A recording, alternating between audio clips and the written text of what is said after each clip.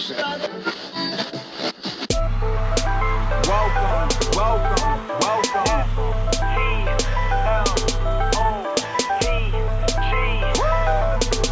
let's go. Please fasten your seatbelts and prepare for takeoff. For the love of the game, Seaboat, that's one and the same. Making calls like a free throw, and we know, oh yeah, it's all in the game. Updates, we hit it and run it. Giving you news, either hate it or love it. We facing the public, you already know that we keep it 100. Welcome everyone. This is the For the Love of the Game interview series. I'm Chris Bomar, Seaboat, your host, and I'm joined today by Coach Dejesus, Jon Dejesus from the East Stroudsburg North Boys basketball team, head coach, friend, teammate. Coach, thank you for taking the time to do this interview with us. This is our first interview during this series, so I'm really excited. I'm glad that I got to do it with you. I think this is going to be a special look at what it takes to not only be a coach, but grow from a player to a coach. A lot of the things you guys accomplished this season was very special for the area, and you're special guy to me. So this is a good thing to do here. So Coach Jon Dejesus, let's start off. You're from originally the Bronx, New York, correct? Yes, from the Bronx. You came up to the East Stroudsburg area around fourth grade. Third, fourth grade. It's been so long. Your parents moved you up here, like most do, out of the city. Yeah, my parents moved me up here with my grandmother. Okay. My mom and dad still stayed in New York for like a year and a half. Okay. Until they finally found a place. Good. When did you fall in love with the game of basketball? What made you start to even draw interest in it? Was it before then or coming up here? What was it? Nah, it's actually when I got to Pennsylvania. That's when you started? Yeah, like when I was in New York, I played baseball, did things like that. But when I moved in with my grandmother and my two uncles, that's where I kind of learned how to play. And that's why I started getting a love for the game, and I've just kind of evolved from there. Was it someone who taught you, or was it just an interest you kind of developed out of? Because I know up here in this area, there's a lot of boarding, especially coming from the city. A lot of the city kids that move up, New York City, we're talking about, who move up to the Poconos, Pennsylvania, this area, East Stroudsburg. It's kind of a culture shock, and it's a hard adjustment. So I know that sometimes you feel really bored coming from the city life where you have so much access to different things and opportunities, to being here where there's very, very limited opportunity to do stuff like that. So I think, or was it that got you really starting to get interested out of, basketball? Basketball? Yeah, I think that, and just the fact that when I moved to Lake of the Pines, and that's what everybody did. They played basketball, on those little courts. And, to answer your question about who taught me, I kind of learned from, my guy John Thompson, and Steve Torres, who were real. They were older guys when I was young, but they kind of like brought me under their wing, and I just kind of learned from them, and just gradually, just got better and did my own thing. And obviously, my uncles helped me out, when I was younger also. And when did you play on your first basketball team, your first organized basketball team? 7th grade, but I didn't finish the year. No. Nah, I was a knucklehead. Was John a knucklehead? That's interesting.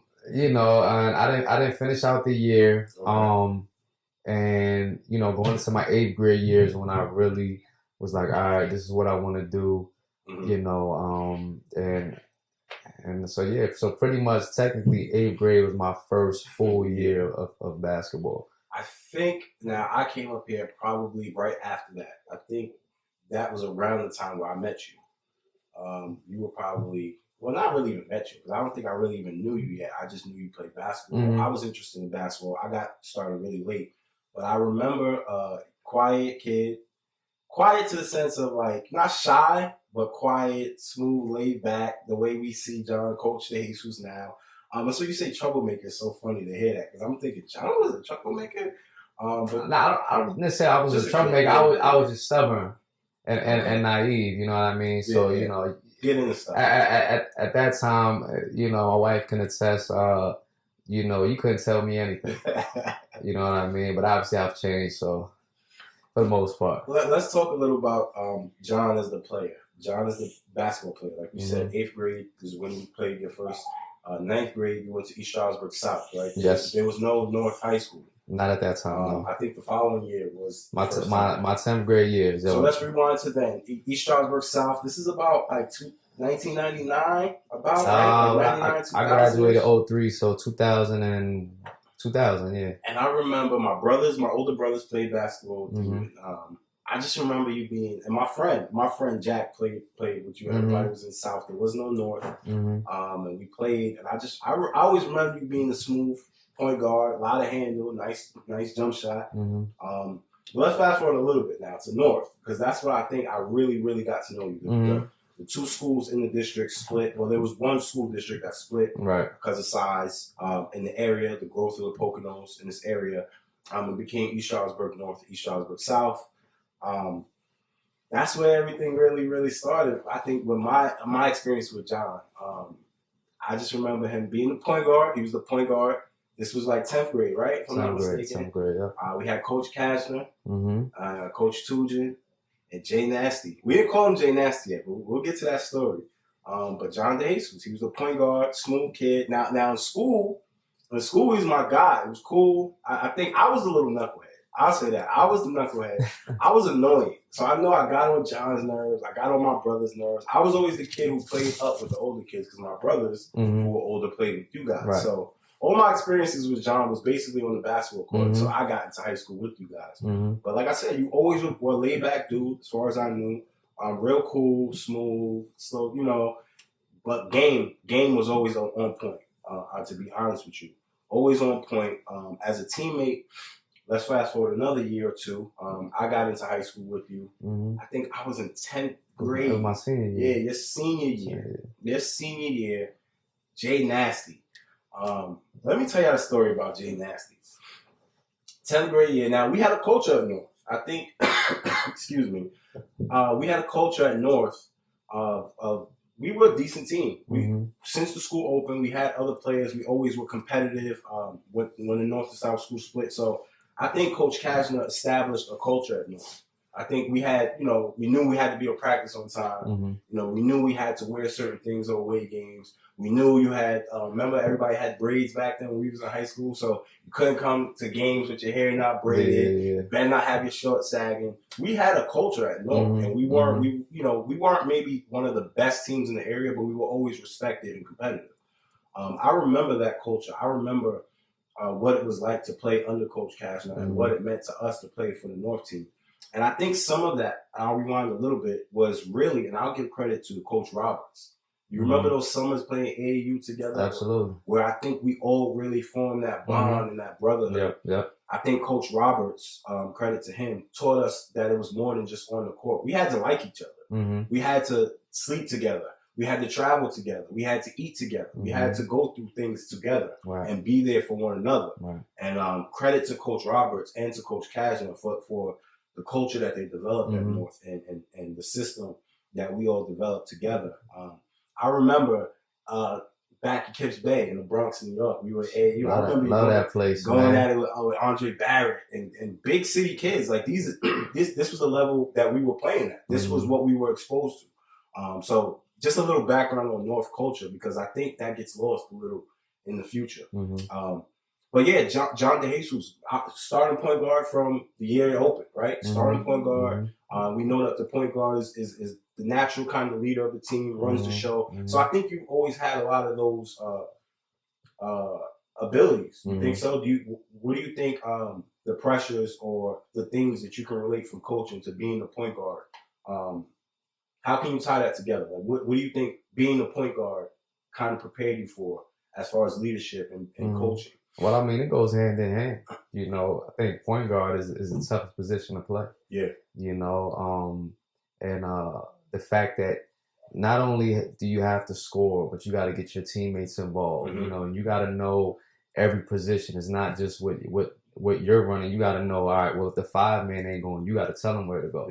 You know what I mean? So I think obviously just knowing the game and just learning, because now you're literally an extension of the coach. So obviously in games, sometimes you can't hear the coach, but guess what? My point guard should be relaying the same message, and we got to be on the same page. And I think my point guard this year, Adion, who I had for 3 years, got that. You know I what see I a lot mean? of similarities because It's crazy. My it's wife, scary. I mean, It's his persona, the way he plays, my wife is like, yo, that was you. And even the when story, you the were way it's younger. developed and played out, the relationship, the coach. Because I think Cash was your coach, right? That was the only coach you knew, really. I mean, we played AU in the summer, but Cash was your coach. Yeah. Coach Cash was your coach. That was your guy. You was his guy. I remember that. You was his guy. You know what I mean? And I think also I wanted to point out the point that you said, like being an extension of the coach on the court. How hard was it for you to take that leadership role, take that mouthpiece of the coach with your persona, with your laid back? Because you were really, really calm, John. You were laid back even now. You know, people like, oh, John, I can't imagine him. But you had to run the show. You know, you had to grow into that. And I think you just learn as you get older. You know what I mean? Just going back to my guy now, Adion, like not a vocal kid. You know, doesn't speak much, but you know, his actions speak louder than his words. You know, and obviously, and I tell him next level, you know, you got to speak up. But I think I just learned over the course of the years. I mean, I'm not the most vocal guy, and it's crazy now because people are like, I can't imagine you coaching. Yeah, a lot of people we went. Yeah. You know what I mean? I'm a way different coach than obviously as I was a player, but I think it just grows on you. For me, I'm not really surprised because again, being friends and being your teammate, seeing the leadership capabilities that you had, knowing a lot of the stuff that you went through, and we'll get to there too with the challenges we faced as a new school, playing in a certain league. We played in the Lackawanna League. We played a lot of teams who were out in the boondocks. We thought the Poconos were the boondocks. And we were faced with a lot of challenges. We were mostly black and Spanish team. I had one white kid. We had one white kid, you know, for most of the years of North's early years. We were facing these teams and playing in these areas where there really weren't any black people. Or, you know, facing different refs and different players and different crowds. And I think that a lot of those things that you've overcome or been through show that you have the ability to be a good leader, a good leader of men, a good coach. Let's talk a little about your senior year. One I remember vividly. I was in 10th grade. You was a senior, the point guard, the man. And we were on pace to be a good team. I think that the program really developed into what Casno was really trying to build. These were his boys that he grew up. Again, so eerily similar to this year with you and the boys that you had this year. We hit a little bump in the road. We had a little rough time. And things kind of went haywire, right? You had a kind of really, really,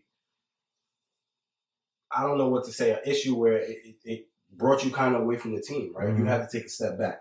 I mean, I'll be honest, I quit. Yeah. You know, and I regret it every single day. You know, I think my senior year, you know, I got too big headed and I started and I kind of lost sight of the big picture. You know, and I actually left the team and I think I missed 12 games. I knew it was at least 10. You know, and it was a different team. And I mean, and we were the team to beat. You know, we were the team to beat. I was on pace to score 1,000, you know, to be the first one in school history. You know, but it's one of those things. It's like you learn from it. You know what I mean? I was a young kid, naive, stubborn. You know, but it is what it is. You know, obviously I can't get that time back. So, you know, I just kind of relate my story to my kids and just tell them, hey, man, you don't want to have regrets. You know what I mean? You want to give it everything you got. And I think they've gotten to that, which is why we had the year we had. And that's what I wanted to ask you as far as that. Like, at this point now, looking back and being who you are and just everything coming so full circle with the situation, do you have any regrets of the way it played out now? Because, you know, at the time you regret it and you feel like, I wish I did something different. I wish it didn't go that way. But then looking back and to see where you are now, that kind of helped make you who you were, helped prepare you for the other challenges in life, right? True. I mean, I still regret it though. Yeah, absolutely. You know what I mean? Because I think we had a shot to do something special. I agree. You know, and it's crazy because I talk about to my guys all the time about being a brotherhood and family and this and that. You know, so the fact that I preach it now, but it's like I left my family, you know, for a certain amount of time, you know, but it's one of those things that I learned from it, and I just grew up from it. It was season alternate. I remember I was there for the ride. I think we won. I think you guys won one game. Yeah, it was in that span. It was rough. I got a little more time, but Yeah, it was rough. It was season altering. Mm-hmm. And where did you muster up the courage to come back and talk to Cash and come back? Because I know there was a lot. He was really disappointed. Mm-hmm. Your teammates were really disappointed. Mm-hmm. As I said, we were a brotherhood. Mm-hmm. We slept at each other's houses, ate each other's food, traveled together, partied together, hung out together, fought together. Mm-hmm. You know, so that was a really, really big thing. How did you, and what influenced you to really face it? Because as what were we, 18 barely at that time? Mm-hmm. All the things going on and whatever we were going through that caused the situation. How Mm-hmm. did you, and what motivated you? What helped you step up, be a man, and admit, like, all right, I need to come back and fix this? You know, honestly, it was just from my teammates, you know, like Ivan and Everett, those guys, like, yo, man, we need you, come back. Yeah. You know what I mean? Like I said, I was the I used most, to bug him in school I was every the most, day. I was the most stubborn kid Yeah. back then. So I'm like, Yeah. you know, and I was like, nah, I'm not apologizing. And, you know, but those guys were like, yo, Jay, we need you, man. And it's crazy because I was working out on my own as if I was still, you know, playing. I was in my house shooting fake jump shots. Yeah. I mean, just doing any type of thing just to stay in shape. Yeah. You know, and then they were asking me, and I was like, you know what? You know, and that was probably one of the hardest things I had to do. Yeah. You know, was to have to sit down with him. And then they voted on it. You know, he made the team vote on it. You know, but all those guys voted me back, and then he wouldn't start. you know, nah, he didn't start me. He didn't start me. I was like, No, he didn't start me. But you know what? When I started playing, I think we won like 7 straight What? to make the playoffs. Wait, let's stop there. Jay Nasty. Jay doesn't remember. John doesn't remember. But I'll tell you the day you were dubbed Jay Nasty. You're going to remember what I tell you. I literally remember the exact moment. We were at Jim Thorpe. Best game of my life. We were playing against Walter Johnson, I think his name was. He was like the best kid in the area, all this stuff. We had to go up there. Now, mind you, that was like an hour and some change. Everywhere was an hour and change from where we were. Mm-hmm. It was a long ride. There was so much on the line. Like I said, the season was filled with turmoil. We needed to win. John came back. John can't start. John's back. Is he going to play? Is he not going to play? Is he getting minutes? We on a run. We need this win to get into districts. Like, this is a must-win game on the road. Big kid. He started him. Coach Casher started him. Mm-hmm. And Jay Nasty had a triple-double and like 30 points. I was doing the books with Vince. 34, 10, and 10, man. Woo-hoo, you remember? Yo, and we were just sitting there. Like, and I honestly... I could have had 40. I missed a couple easy ones. Yo, honestly, that was one of my... That might be my most memorable high school, like, because, again, we kind of, like John said, all kind of came... It was about... Like, it wasn't anything selfish. It was like John stepped up for... It was like he made up for what happened. It was like, yo, we brought you back. We wanted you back. And he lived up to it in the biggest moment possible. Mm-hmm. You know what I'm saying? It was magical. It was like, that was the moment. And I remember the minute the game was over, me and Vince were doing the books. And we was like, yo, we was going crazy about it. And Vince was like, yo, Jay Nasty. We not calling him John no more. Jay, that's Jay Nasty. That's Jay Nasty. And from then on, like, I would not, I still, and everybody can be my witness, to this day, I can't call him, it's weird for me to call him John. And it's funny, my kids be like, Jay Nasty. I'm like, you wouldn't know, man. If they already knew. So that's John the player. And then I think that speaks volumes about your character, about the things that you overcome or accomplish. Mm-hmm. We went on to losing districts, unfortunately. But you went on to play college basketball. Mm-hmm. Now, you initially went to... Let me ask you, what kind of happened? I know there was a lot of turmoil because of the way the senior year played out. Like you said, you missed out on 1,000 points. We missed out on probably winning our conference. We got to one district game, ironically, at Pottsville, at Marks Hall. At Marks Hall, that was the one. Yeah. What happened? Because for me, and I could be a little biased, but I thought Jay Nasty going to be one. Jay Nasty, you know what I mean? I've seen him play against like Andre Barrett's and this guy in New York and AAU, and I've seen him drop triple doubles. And this was before that was taboo. Like, we barely knew what a triple double was. It wasn't done often, even in I'm saying in college and NBA. It wasn't something you've seen a lot. Like, this kid came in and dropped a triple double in a 30-point game in a big game. Like, so for me, that was one of the most impressive things I've ever seen. And then to see, you know, what kind of played out after that as far as you getting into college, because I know you had a stint at Kutztown that didn't work out, and then you went to LAC. But what happened after? Well, I mean, because of that situation, me quitting my recruitment just kind of fell off. Yeah. You know what I mean? That kind of raised red flags about obviously my character, things like that.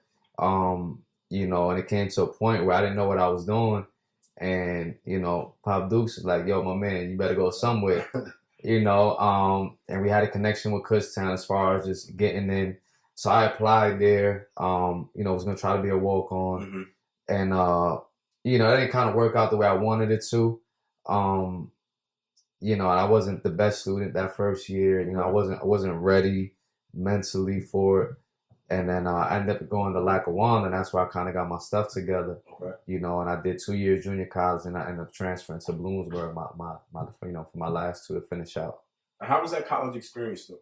What did you notice about the difference in game and style? Oh, well, I mean, you was a star in high school. Yeah, I mean, it was a different game. And I go back to your whole, you know, Division I things like that.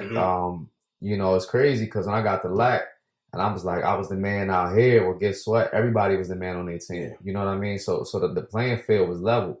You know, so we had to do extra things just to even get an advantage over certain guys. Yeah. And that's why I kind of realized, you know, like especially my freshman year. Yeah. You know, I didn't play a lot as I expected, but I mean, I had guys that were just busting my butt every day. You know what I mean? So that year, you know, that after my freshman year, that summer, I was like, all right, I really got to get, you know, my stuff together. I started working out harder, you know, doing certain things just to get that advantage. But, you know, the college, I mean, it was great. You know, Lackawanna was great, man. We won 2 region championships. You know, we were 1 game away both years from making to the national tournament, like with Terry's in right now. Coaching with the girl. You know, but it was great, man. The guys that I played with, I still communicate with a lot of those guys now, you know, through social media or some form like that. And then I went to Bloomsburg, you know, and I had injuries pile up, you know. What was the? Well, after my sophomore year at LAC, like I was in the best shape of my life. Like I think I was at the turn. I would think I was 21, and it was clicking for me. You know what I mean? So that summer, like I was like, yo, like that was gonna be my breakout year. End up fracturing my ankle the beginning of the summer playing at Wellness, you know, fell on somebody's foot. So that slowed my progress down. And then playing again later in the summer, I fall, land on my wrist, end up breaking my wrist, but not even knowing. So I get to Bloomsburg, you know, like my second day there, you know, and I don't even know the coach. They brought a new coach in the summertime. He didn't recruit me. And I'm working out with my roommate. And it gets to a point I couldn't even catch the ball because I was so much pain. Yeah. Go to the doctor, come to find out I break my scaphoid bone. Right. So now think about this. So I'm going into a new school, you know, new coach that hasn't seen me play yet, you know, and now I'm in the cast for 3 months and the cast is from here to here, you know, so that set me back. And then, you know, and there were some things that I should have redshirted, but I didn't. Ended up playing and kind of just. That year was a wash. Yeah. You know what I mean? So now this is year 3 now. So now I'm going into my senior year. Yeah. You know, and I'm staying in the summertime working out. You know, and me and Coach, they have the best relationship, you know, at that point. And once again, I'm 21 years old, 22 years old, I'm still stubborn, I'm still naive. So it's like, you know, I had an issue with him instead of all right, well, the issue's not with him, the issue's with myself. Like, you know what I mean? Which I obviously know now. Yeah. You know what I'm saying? But I mean, that's kind of been just my pathway. And, you know, we go back to, you know, you was like, oh, you know, D1, this and that. Yeah. And it's crazy because I thought the same thing when I was younger, you know, but once again, I'm now that I coach and I'm around basketball a lot and I do different camps and clinics, I'm like, yo, it's rough. And I think that's like it is tough to be a Division I it is tough to be a Division II basketball player. You know what I mean? And not a knock on D3, but D3 kids can play. Yeah. You know what I'm saying? So, you know, my message to my guys now is like, yo, fellas, it don't matter what level. And that's what I was if you can play, you can play. You know what I'm saying? Well, whatever's the best situation for you. Another point of your story. And I think this is what makes you the guy for this job. It's so many things and obstacles or different situations you've been in to prepare you for what you need to equip these kids with. Mm-hmm. Like you said, to the point about you telling your guys, you have what it takes and the experiences and the triumphs and the downfalls to help them relate and get the message out to them. Mm-hmm. I think age and relatability plays a factor. Absolutely. Which is really important with you being able to communicate. Mm-hmm. A lot of your story is so similar to a lot of the things that these kids can probably go through or they can relate to. Mm-hmm. So I think that's really important in the success. Real quick, before we talk about the success and the things that you guys accomplished this year as the East Stroudsburg North basketball team, Mm-hmm. let's talk about Jon, the dad, Jon, the husband. Along the way of that Bloomsburg of all things, and even before then, you fell in love. About to make me tear up. Jay was in love in high school early. Him and his sweetheart, his wife, Saskia, she's always been there, right? Mm-hmm. She's always been there. So that's something that developed, and you guys got married. You have a beautiful little girl, Gianna. The family thing, how did that impact and help prepare you for being on top of these kids? I mean, she's made me the man I am today. You know what I mean? She's been through, you know, from everything from day one, and as you can tell, you know, it's real. Yeah. You know, but you know, obviously a lot of the success doesn't happen without her. You know what I mean? She's always got my back. You know, love you to death, girl. And then Sasha's here, of course, supporting. And she's been there, like I said, she's been there through the North. She's been there through the LAC, through the Kutztown, through the Bloomsburg, through all the ups and downs and struggles. And I admire it and love it and respect it. I know both of you. I have the pleasure of knowing both of you. And you're a beautiful little girl.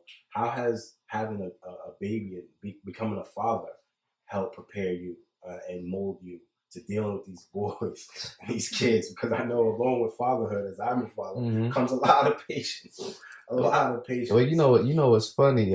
People always ask me, like, you don't want a son? I'm like, nah, I got 30 of them. I'm like, and they get on my nerves. Nah, I mean, it's obviously fatherhood is great. I think having a daughter is special, man. You know, when I found out she was pregnant, I was like, the whole time, it's a boy, it's a boy, it's a boy. You know, because obviously as a man, you want, and especially if you play sports, like, oh, he's going to be nice, he's going to do this. And then I had a girl, and I mean, it was cool, man. And she's, you know, she's hysterical, man. She's got a good personality, you know.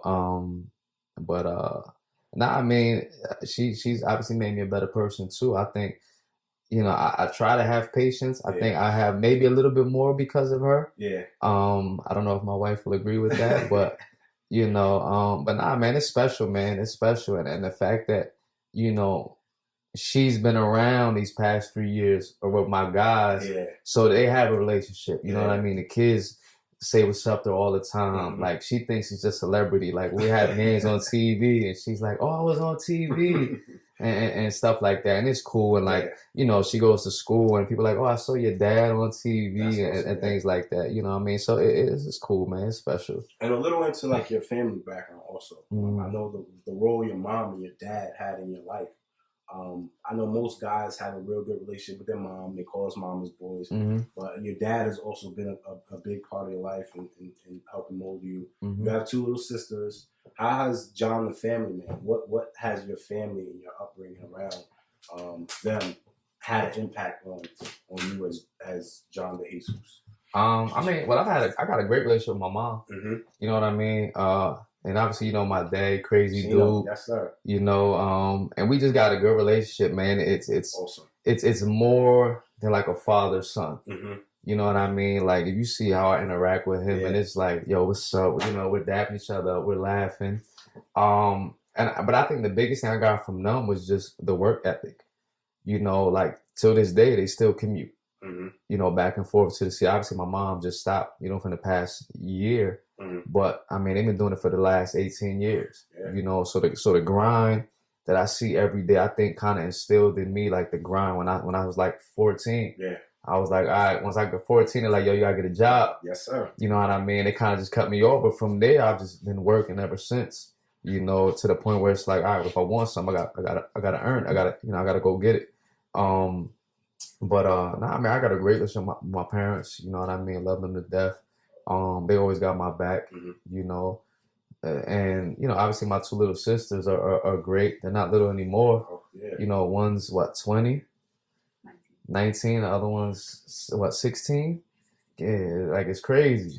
You know, it's crazy. You know, but I got a good support system, man, from my parents to my wife, to my daughter, you know, to my aunts and uncles and stuff like that. So I got a good support system. I think that's important, especially in this line of work. And people, I don't think people understand how much of that behind the scenes stuff really helps push Coach. Everybody looks at you on the court. Everybody looks at you. They don't realize the dad. They don't realize the son. They don't realize the father and all the support and time it takes to be Coach. You know, so beautiful family, great father, beautiful relationship. Thanks, man. Thank you. Let's talk about Coach Jon. Coach Jon, you got the North job, 2014, right? If I'm not mistaken. The end of 2014. Yeah, it's my third year. Yeah. So. What was that moment like? So you were coaching at South with Rich right? Baker initially, and then Coach Mumford was at South now, in Stroudsburg South. What was that moment like when you realized I got the North head coaching job? Things are starting to become full circle now. It was special. You know, the fact that that's my school. You know what I mean? It was just special to kind of come back home and you know, and establish, you know, what I wanted to do and change that culture to get it where I think it should be. You know, because as we said, it changed, and I after you left was in that whirlwind. Coach Kasner left when you left, so there was a whole new regime. Was, you know, we had a really, really bad, rough couple patches up until my senior year. We got Coach Kennedy, and we were kind of a mess. Similar, we were just trying to find out the identity of the program. It took him a few years in developing, just similar to you. When you build your original squad up, you get, you know, kind of results. And he had up and down times, but the culture was kind of gone from what we initially established when you were there. So, like you said, coming back into that, was there any fear? Was there any pressure? Was it like, this is home, you're coming back, this is the kids coming back, and it's your first coaching job? Were you fearful at all? I think there was pressure, yeah. You know, the fact that it is my first, you know, varsity position. Yeah. You know, and people are gonna relate your success on, all right, well, are they winning or are they losing? You know, and the fact that I played, well, now it's like you got people, well, just because he played, well, does that mean he can coach? You know, but I mean, it is what it is. Like that comes with the territory. It was something you felt, you know what I mean? Yeah, absolutely. I think, you know, just learning from Rich Baker, from learning from Coach Mumford, you know, and kind of just taking bits and pieces from every coach I played for. Like, you know what, that fits my style, or different things, how to interact with people. And I kind of just, you know, kind of molding into my own, you know, coaching style. But I mean, there's always pressure. Getting the kids to buy in, establishing a culture. What was your mindset coming in? What was the culture that you wanted? What was, when people thought East Stroudsburg North, we wanted respect back on our name. Like, I think we lost a little of what we kind of established. Like I said, what was your mindset coming in? I mean, like you said, it goes back to that respect factor. I tell my guys, you know, to this day, I say, fellas, nobody respects y'all. You know what I mean? And the only way you get that is by grinding, and obviously at the end of the day, you got to win. You know, and I always relate to, you know, I say our kids are similar to West kids. I mean, it's the same situation. They got, you know, difficult family situations and other obstacles that other schools may not have, you know, and it was like, well, they're winning and we're just average. You know what I'm saying? And I think the talent level that has gone through that school since it's open, I mean, it's always good. You know, it's always good. And to get them to buy in, I mean, it took time. That's what it is. You know what I mean? It's just a constant battle. You know what I mean? And my wife can attest. So she was like, yo, dude, you ain't never home. You with them more than me and G. You know, but now it's funny because after this season, she's like, I get it. I get why you did that. You know what I mean? Because we got to a point where now we're successful. Now people respected us. You know, people are like, yo, we playing North. Like it's gonna be a tough game. You know, and it's just been a grind. It's been a 3-year grind. Speaking of that grind and what it took, give me a peek behind the curtain, behind the scenes. You and Saskia and I were talking a little beforehand about what it took and some of the things you had to think about and come up, bringing it home to her and babe, what do I do? What could I try? What are some of the things that you had to manipulate or work out or figure out to try to get these kids to buy in? You know, it's just constant mind games, man. You know, it was constant like, all right, what can I do to motivate these guys today? You know, or all right, we got to get back on track. What should we do in practice today? Like, you know, and it was just all type of different ideas that I would research. I'd be like, you know what, you know, we got to do this or we got to do that. You know, and kind of take the monotony out of our practice every day. Let's kind of break it up and things like that. You know, but it was just a constant reminder to the guys, like, this is what you're capable of. You know what I mean? Win or lose, when you guys perform like you're supposed to and you listen and you do it together, like, this is what you're capable of. You know what I mean? And we make highlights, just show them, just to be like, damn, we look good. Yeah, you look good when you guys are playing. You know what I mean? And you're competing and you're just doing it together. You know, and it finally got to that point where they just wanted to play for each other. You know what I mean? And as a coach and as a spectator, it's like, damn, like, you want to watch that. You know what I mean? Because you're like, yo, these kids play harder than anybody they play against. That's what I left every game feeling. But before we get into even this year's team, the rough start, because it didn't start like that. They didn't buy in right away. It wasn't instant success. We didn't just start winning. This was something that you literally had to build and mold. What was that like? Was there any initial regrets or did you ever come home like, yo, I can't do this? Like, all the time. And how do you battle that? How do you keep fighting? Was it the things like you said? You've been through so much and overcame. You know, like just to start, like it was brand new team. You know, the team before was it was a group of seniors that, you know, had a successful run and they graduated. So it was all new guys. You know, and it was just changing the system and changing the way we do things. You know, we missed out districts by 1 game my first year. You know, and then my second year missed out by 2. You know, we were always competitive. You know what I mean? Like, we weren't getting smoked by teams. I mean, we were losing by 3, by 4, you know, a lot of close games. And it was, I think, just a lack of experience of those guys being in that position to kind of pull it out, you know. And then finally, obviously, this year, you know, people were like, well, you know, it's your defense. I said, nah, it's my guys' experience. I got 3-year starters that have been through the fight. You know what I'm saying? So now they know, all right, well, you know, 2 minutes left in the game, there's no pressure because we've been here before. You know, and I think that's what got us over the hump. But no, it wasn't easy. I mean, I used to come home like, why did I take this job? You know, because as you know, it is more than basketball up there. Definitely. You know what I mean? And I tell people, I said, man, it's like 40% coaching and the other 60 is, you know, babysitting and being a psychologist and trying to figure out what's wrong with these kids and what's bothering them and all this other stuff, you know. And I'm one of those dudes that was like, you know what, I sleep on it. I wake up the next day, I'm like, all right, I'm ready to get back to work. You Coach know? Jon, your preseason expectations this year. So you've been through the 2 years. Like you said, you just missed out. You just didn't get over the hump, but you knew what you guys were capable of. Honest moment, preseason, what did you think the ceiling was for this team? Well, it was obviously to make EPCs and make district. I predicted, you know, even my coaching staff, we go through the schedule. We said we can probably get these, and you know, I predicted us going 15-7 through the year. And we ended what? You know, and that was just the regular season. And I think we finished 13-9 regular season. You know, we had some hiccups that games we should have won. But, you know, our goal from day one was written on the board all year. You know, goals. You know, first one was EPCs. Second one was districts. You know, and once we hit EPCs, checked it off. You know what I mean? Once we hit districts, checked it off. Now, did I expect we'd make a run and win a district title and go to states? I did it.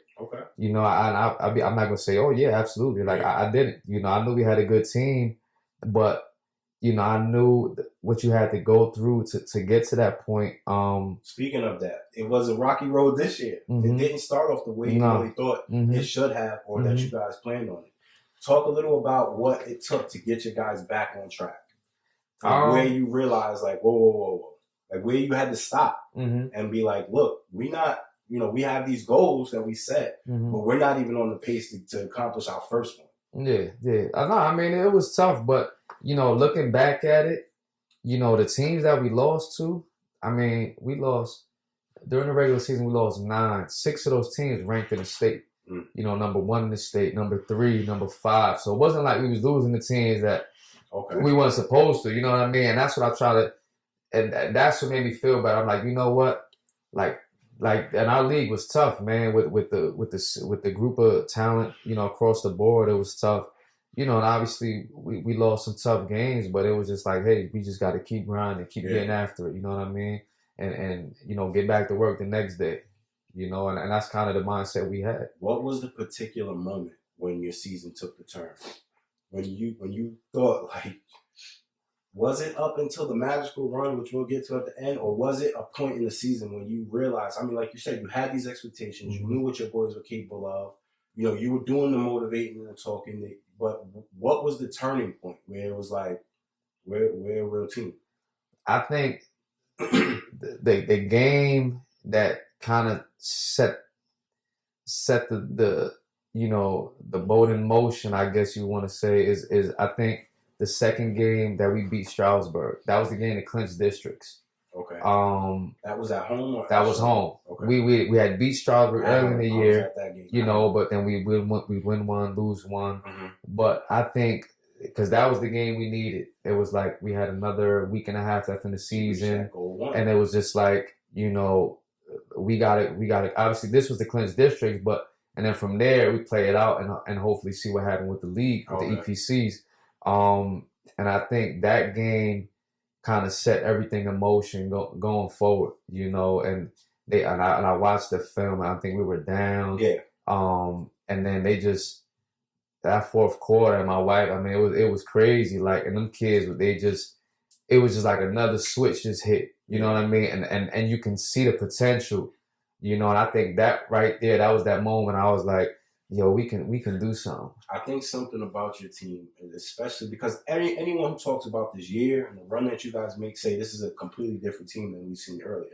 Even the teams you ended up seeing later that you had to face it, accomplish some of the things you guys accomplished. It's like, this is not the same team we played. You talk about when the season changed in that moment, but was there a time where you seen in the boys where you seen like, you know what, they get it, they're getting it? They're getting it. They want this as bad as I want. You know, and that's what we talked about, you know, and the fact that I wanted it more than them. Yeah. You know, and I knew some guys did, but the fact that I didn't have all 15 on the same page, and that's the issue we had. You know, I had guys that really cared about it. Other guys, I was like, you know, it's whatever. Yeah. You know, and we just kind of just kept preaching about it, you know, do it together. You know, our motto was, you know, play hard, play smart, play together. You know, and it got to the point where actually that's what they were doing. Like, they're saying it in their interviews. Yeah. But like, we got to play hard, we got to play smart, we got to play together. You know what I mean? Yeah. You know, and I think gradually everybody, and then I think once that point came, that Stroudsburg game, you know, everybody was on the same page. You know, and then now practice was more intense, practice was more energetic, because guys are now buying in and doing it for each other, you know what I mean, and really coming together as a team.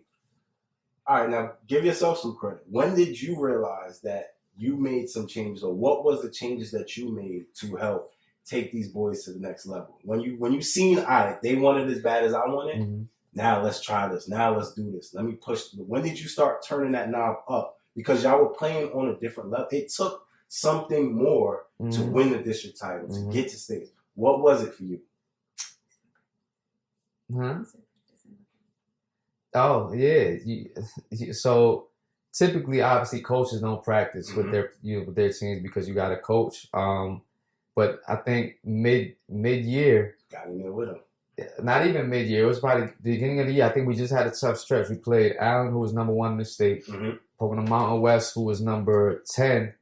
and I was like, nah, you know what? I gotta get in because that was the only way to get the intensity level up, you know. And I just started practicing with them. You know, I was practicing and coaching at the same time. I had my assistant kind of doing, you know, more coaching, but I think that right there just kind of raised the bar for the season. You know, I mean, I got after it. I mean, I'm talking smack. We're going at it, and because when they play against me, they play harder. Of course. You know, they want to show the coach up, and they want to do this and they want to do that.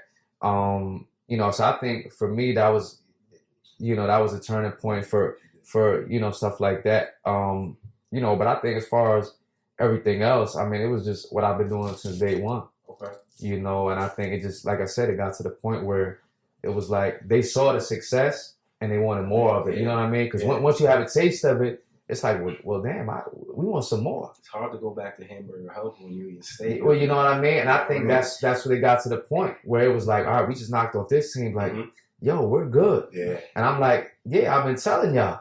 Let's talk about your assistants real quick. How important has the team you built around you? Because again, I see something special with this program. That's the difference between the past and now. This is a program. There's a culture.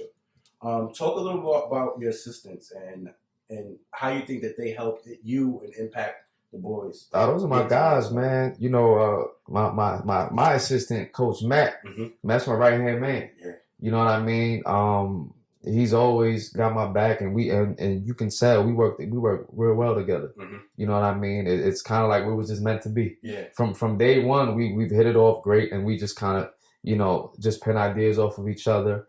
But I mean, he's been great, man. Just with helping me out, you know, obviously with the kids and stuff like that. You know, Coach Jay, Coach Nelson, and Coach Denzel, guys have been great as well. I think the fact that we're all young still. Yes. You know what I mean? The relatability. How fun is it in that locker room? Give us a little peek. I know y'all be listening to music. I know y'all be bumping stuff. I know y'all be talking smack. I know y'all be checking each other's kiss because your boys are fly. I give them that. These young boys don't play. So talk about the relatability, how much fun it is to be able to, you know, really relate to the boys. I think that's why, you know, we've gotten to the point we got now because we can relate to these kids and, you know, we can laugh, we can joke with them, you know, about anything because the gap is not that much, you know, it's kind of like they're our little brothers. Exactly. You know what I mean? And we kind of all listen to similar music. I don't know, some of the new stuff I listen to is crazy these days. We're going to talk about that. But you know what I mean? But like the music, the fashion, things like that, you know, it just all relates. And I think that's why we have such a great relationship with our guys, you know. But nah, I mean, the locker room is crazy. Them kids are wild, man. You know, do you remember being like that? Do you remember you know what's crazy? The hijinks and stuff? Does that ever get you annoyed and then you realize, like, I used to do that? You know, it's crazy because Trio, that would be Chris and yeah. We do. I mean, we do some dumb stuff, but some of the stuff they do, I just be like, "What's wrong with these kids, man?" I be like, "These kids are different these days." Those kids, man. We those kids. Yeah. But nah, it's great. I got a good group of guys, man. You know, they at the end of the day, they 16, 17-year-old kids. You know what I mean? And you want them to act like an adult at certain aspects, but at the end of the day, like, you know, they gonna act up, they gonna do stupid stuff because that's just what kids do. Cinderella. Let's talk about the run. Let's talk about the magical. Everybody, you know, it was North against the world, right? Absolutely. What happened, Jay?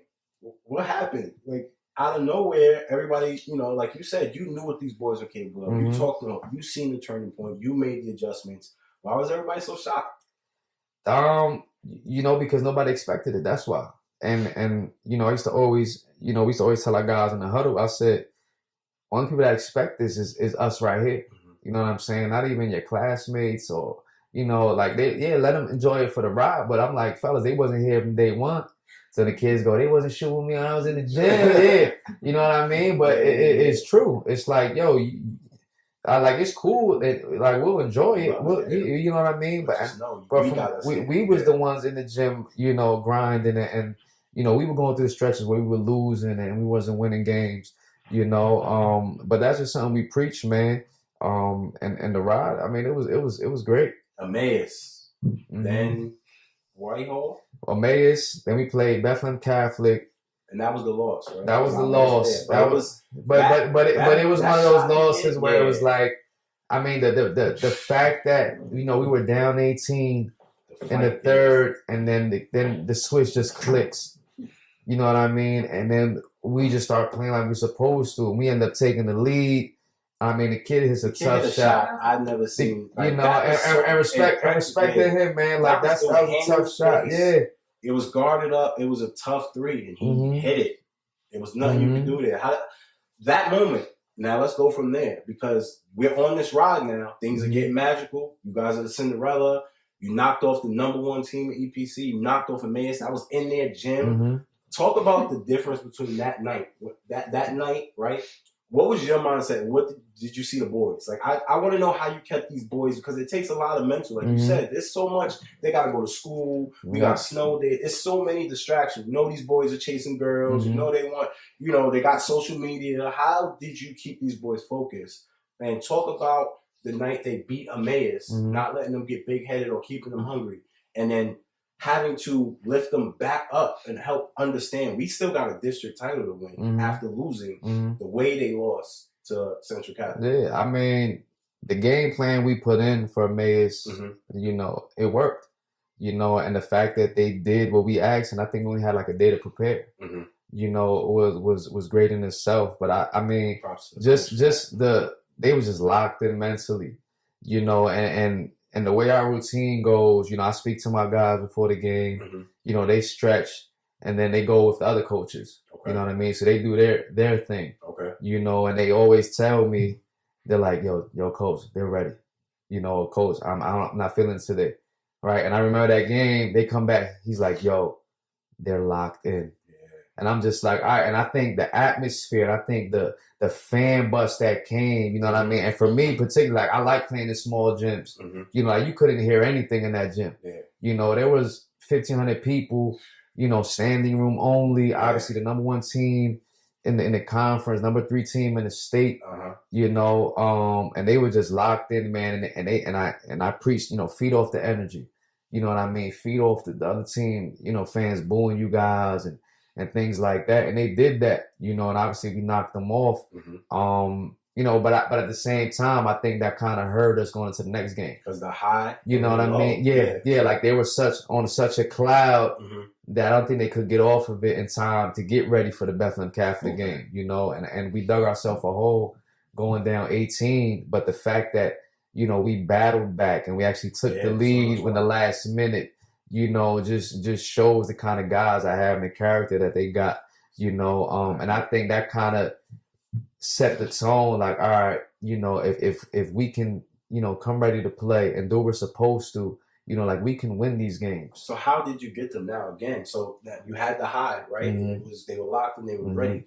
The way they lost that Central Catholic game, the way you was intent to go to that low. How did you get them prepared to go into districts again, the underdog, again, the lower seed, and make the run? Yeah, I mean, it's just constantly preaching the same thing. Our philosophy, our beliefs, and just me just literally just having a heart to heart with these guys. Like, fellas, it starts with preparation. I remember vividly that day we playing Becca. The mindset wasn't there. They wasn't focused like they was in me because they were still on that. We beat Emmaus and things like that. Crowds are coming out. Every bus. It's Valentine's Day. You know what I mean? I got some lovebirds on my team. Yeah, this is. You know what I mean? So this is the stuff that we have to deal with. So it's like, all right, I got to deal with this kid getting a Valentine or not getting a Valentine. And you know what I mean? And let me out the house with Valentine. And it's just like, but that goes back to some of the stuff that we have to deal with. But I think, and it was just like, the preparation level, and we kind of just over and over. And the thing with, we talk about is it's not just basketball, man. You prepare yourself for, for life. Yeah. Like, you can't just go into a job interview and you don't have no background on it. You know what I mean? Like, you got to study, you got to prepare. And that's what I kind of relate to them guys. Like, basketball translates into life. Yeah. You know what I'm saying? Anything you do with teamwork or the way you work out, is the same way you're going to do things with your family or anything like that, And I think you hear it enough that eventually it'll start to sink in, And I think that's what happened.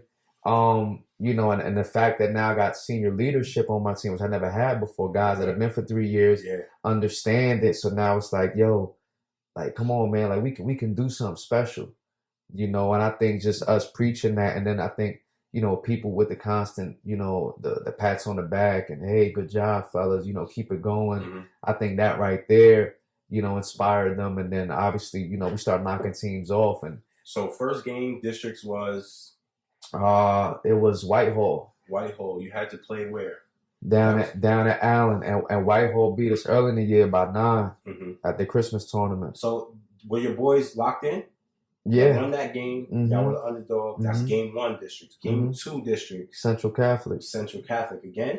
Team that we lost to early in the year. We ended up winning on a game winning. Actually, Whitehall and Central Catholic went on game winning baskets. The tip-in from Wiggins, right? The Wiggins hit the tip-in against Whitehall, and then Adi hit the layup.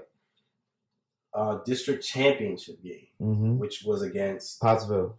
Who at the time, but before they switched up the classifications, they had won, you know, the past 2 district titles in that bracket, that 3A bracket. Yeah. You know, they've won like, I think 6 in the past 10 years. Yeah. Had a hostile crowd. You know, the gym we were playing in was close. I mean, so we drive, you know, hour and 45 minutes. They drive 15 minutes. You know, and that was one of those things where I kind of preached to them, once again, lack of respect. You know what I mean? Like, feed off of that. You know, go out there and earn it. Go out there and take what's yours. Yeah. You know, and they did that, man. They were relentless. I mean, them kids were all over the court. You know, all over, but they were all, you know, starting from that Emmaus game, we kind of just build it up. But you know, our defense and once again our experience just kind of took over. I mean, and we were just doing things that people were just like, wow, them boys can hoop. That was a special night for the school, for the culture, for North basketball, for East Stroudsburg North, for the county, for the school district. That was not only the first district title for our school, this was the first run of this kind since Art Perryman. So this was a whole area, a whole community. Talk a little bit about how important and, like you said, motivating it was, and how the boys reacted to having that on their back. These are 16, 17-year-old kids having a community, a pressure of, and in this area, Art Perryman is legendary. So having that type of pressure and showing up and winning the district title. Talk about what that was like and how the boys reacted to that. It was special, man. Like you said, you know, and we started to tell them, like, it's bigger than basketball now. You know, as we started making our run, you know, more fans start coming out, you know, more exposure. You know what I'm saying? So now I'm like, fellas, now you got a whole community on your back now. You know, because now we're doing something that's never been done before. You know, once we knocked off Whitehall, you know, that was like the 3rd time in school history we won a district game. Well, okay, well, the Central Cap, you guys got a chance to make history now. Now you can advance. We did that. You know what I mean? Then we win the chip. And it was just special, man. You know, and it's crazy because, like, I still haven't really sat back and thought about it, because my mindset was like, all right, we won. Who I got first round in states, you know what I mean? And I got a text on my lock. And once I get back, I'm like, all right, I'm on it. I'm working on getting film. You know, so I couldn't really sit back and be like, damn, we just won. Coach, what is it like? You accomplished it. You did it. You won the district title. And you know, it's crazy. And I still haven't, because now I'm like, all right, I got to get my guys into college. I got to worry about next year. You know what I mean? And I mean, it's special, obviously, for me, but I'm like, yo, it's about the kids, man. And I told them, like, you know, that's something, you know, nobody could take from you. You know what I mean? When you get my age or you get older and you have kids and you come back for alumni game or you come back for something, like that banner that's going to be up there, like, that's you. Forever. You know what I'm saying? Like, you've put your stamp on a program. You've set the bar, not only for basketball, but any sport, you know. But yeah, and it goes back to, you know, our Perryman days. Like, I think we were the only other boys team besides Perryman that's won a district championship, you know. So I think that's special in itself. I don't know if they know the story of Art, but obviously we do, because, you know, we grew up like that. But but no, I mean it's special, man, and you know the kids will. It's something that they'll remember for the rest of their lives. You know, dealing with defeat, the disappointment Mhm. of getting to states. You guys won your first state game. Mm-hmm. Man, Heard you was wilding too. Nah, yo, you know what? It was a good game. It was a Division I kid, right? He was going to St. Joe's. His dad was sitting behind me. Yeah, I heard. I think I had said something about the kid. You know, he was a good player. You know, but Darren, he did a good job did a on him. great job. Mm-hmm. And the kid was getting a little chippy. You know, and I must have said something like, "Oh, he's a sore loser" or something. And I'm sitting there with my fiance and my kid, and the guy behind me starts getting me like, "Oh, your kid's go sit on the other side." Little did I know it was his father. Yeah. If you ever see this, all love and respect. Like, you know, the kid's a good player. Nah, he's gonna be tough, man. I wish him luck. Yeah. But on a more serious note, yeah, you know, I've been riding for the team. You know, our personal relationship, and I think I speak for the alumni when I say the amount of pride and respect and admiration. And I hope I can convey that to these kids when we talk with them, that we feel that sense of pride, that sense of ownership. Absolutely. I was saying, even like, for example, at that game, I said, I don't know how I'm ever going to be able to watch my kids play sports. I'm ready to jump on the court for these kids. I'm ready to, you know, go at it, you know. Talk about what it was like winning the first state title game, defeating a D1 kid. You know, there's a lot of hype around that team. They're obviously a team who's been there. What was that like, accomplishing that? Because that's an accomplishment in itself. Yeah, absolutely. I mean, that was special, man. You know, I mean, it was a tough game, you know, but we pulled it out once again. Yeah. You know, we go down, I think 9 at halftime. You know, we were doing some things that normally we don't do. And, you know, we made the adjustment. You know, I lit a fire under them. And them kids come out and responded, man. And that just goes once again to the type of kids I got. Yeah. You know, like for some reason, they like their back against the wall. I think it also speaks to the respect that you could tell that not only did they have a lot of pride and love and hunger for it, they wanted this for you too. You could tell that this became, like you said, more than just them doing something. They wanted it for Coach Jon. They wanted it for North pride. They wanted it for the culture. They wanted this for more than just selfish reasons. And you felt that in this run. And I think, like you said, seeing that you lit a fire in them, you're right. I think that was a lot of the difference in this run. And I've been texting you every night and telling you, like, credit to you. Like, you know, I know it's about the boys, I know, but you're doing something, Jon. You're doing something. Oh yeah, I know. You outcoached some pretty good coaches. You game planned and put these kids who no one thought were capable of this. This ain't just, you know, a coincidence. Yeah. So I do hope that you take in and acknowledge and understand. And I hope within this interview, within, you know, all the things that you're being exposed to now shows that this is a product of what you're doing. Yeah. No, I know.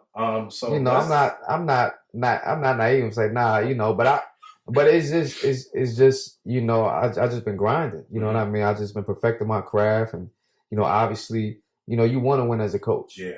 You know what I mean? But I think the biggest thing for me is the relationships that I'm building with these guys, and you know, they can come back 5 years from now and it's still the same bond. Yeah. You know what I'm saying? And you see it now, like my third year, I got guys coming in the summertime that played for me. You know, I see them out in the street. It's all love. I just seen one of my guys today, Joe, hugs me in the gym. Yeah. You know what I'm saying? So that just speaks more than obviously wins or losses for me. You know what I mean? This is special, but you know, like I know the work I put in. You know what I'm saying? But I'm not one of those guys that's like, oh, well, that's all me or this and that. So, at the end of the day, like, you know, I'm not the one shooting. I'm not the one passing. I'm not the one, you know, doing things. I'm like, I'm putting in a position. They got to make the plays, you know, and they're doing that, you know, and that's where we got to. Dealing with defeat. Lost the second state title game. Another Division I kid. You know, you're facing number 1 ranked schools. You're facing number 1 Division ranked kids. You're facing, and you guys have overcome, but, you know, you fell short second game states. Tough game. Not going to get on the zebras right here. Where do you go from here? Like, you know, talk a little about what it was like that night, what you had to tell your boys, and where do we go from here? Where do we go from here now? We're at this mountaintop. We've reached these peaks as a community, as a school, as a coach, as a team. Where do we go from here? Where did you start from after that night? How long did it take you to, like, I know that was a really painful thing, especially on the type of run. So let's talk a little bit about bouncing back from that night mentally and emotionally for the boys, and where do we go from here? I mean, it was tough, man. You know, it was a tough game, hard fought game. We had our chances to overcome, you know, but we can never get over that hump. 2 minutes, and then you know, we get it to 4-2. You know, we could just never make that player get that key stop. You know, but the locker room was tough. You know, obviously for the seniors, the guys that have been around. You know, but my message was to them was like, this game doesn't dictate what you guys have done. You know what I mean? Like what you guys have done is special. You know, like, you know, obviously winning the district title, you know, first in school history, winning the state game, you know, that's special in itself. You know, and I knew at the time they weren't going to think of it like that. You know, and I said, I get it. You know, but that was the message to them. You know, and it was like, I appreciate you guys. You know, we've battled to get to this point. You know, we've done something nobody expected us to do. You know, and I said, you know, think about the love that you guys have generated between, you know, students in your school, from your faculty, from the community, people that you don't even know reaching out to you or supporting you, like, yo, I want to see you guys succeed. You know what I mean? I think, you know, that was special, and that was our message, you know, and obviously it was rough, you know, and we had a long bus ride home. So what made it kind of better was it was a long bus ride. So, you know, my wife was there. I think, you know, we might have been on the bus for like 45 minutes, you know, and then I gather the kids up and then we speak again, you know, about the same message, and just like, you know what, life goes on. You know what I mean? We gonna win like men, we gonna lose like men, you know, and it's just how it is. But it was like, you know, life goes on, you know, end of the day, you know, you're still a student on Monday. You know what I mean? So just because basketball stopped doesn't mean you stop. You know what I'm saying? And that was just the kind of the message. And, you know, and I think we played a Friday. We played on a Friday. And I think what really kind of got our mind off of basketball was we were invited to the St. Patty's Day parade in Stroudsburg on Sunday. You know, so that was a time for the kids to just act like kids and just kind of enjoy the success they had. You know, so I think that right there, which was perfect, because it kind of just took their mind off of basketball, took my mind off of basketball, and they were just kids. You know what I mean? Like Darren's like, yo, we getting beads. I want to be like the Cavs. You know what I mean? They ride the flow. Yeah, so it was fun. Like they had a great time. You know what I mean? Yeah, they had a great time. Like people don't even know from Stroudsburg, from Pocono Mountain. Like, good job, fellas. Congratulations on your season. You know, I think that right there was kind of the victory parade in a sense. Yeah. But like the climax of our year, that right there summed everything up. You know, just because we lost, it was like that right there. You know, I think it took their mind off. You know, what we did was special. You know what I mean? Like that game Friday, it's over with. It happened. You can't get that back. You know what I mean? But the fact that we're in that position, and the fact that I'm like, fellas, you understand? You can tell God, you can tell your kids, like, you played against, you know, St. Joe's commit. You played against a kid going to Michigan. You played against a kid going here. You played against a kid going there. You know what I mean? So that's special in itself. Yeah.